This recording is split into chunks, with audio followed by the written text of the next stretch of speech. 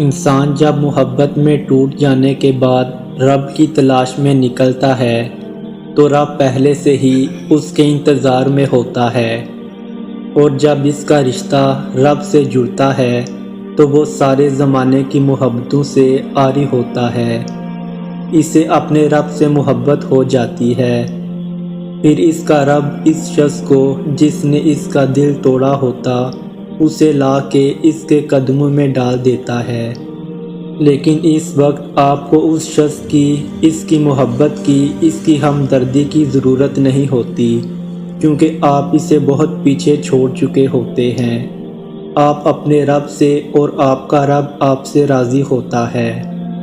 پھر رب کن فرماتا ہے اور وہ آپ کو وہ دیتا ہے جو آپ کے گمان میں بھی نہیں ہوتا۔ پھر جب تم اس کے روبرو ملاقات کے لیے کھڑے ہوتے ہو تو وہ محبت سے دیکھتا ہے تمہیں، اور پھر جب تم تھک کر سجدے میں گرتے ہو تو وہ اسی سجدے پہ تمہیں تھام لیتا ہے۔ یوں ساری تھکاوٹ اتر جاتی ہے، یوں صلح ہو جاتی ہے، اور جو مانگا گیا ہوتا ہے اس سے نواز دیا جاتا ہے۔ تہجد تو عشق ہے، اور جس کو عشق اللہ تک لے جائے اسے کوئی تھکا نہیں سکتا، اور جب وہ مان جاتا ہے تو جگ سارا یہ ہار جاتا ہے۔ پھر جس کا حکم وہ دیتا ہے وہ ہر حال میں مکمل رہتا ہے۔ انسان دنیا اور لوگوں کی محبت کے بنا رہ سکتا ہے، لیکن یقین مانو انسان اللہ کی محبت کے بنا نہیں رہ سکتا۔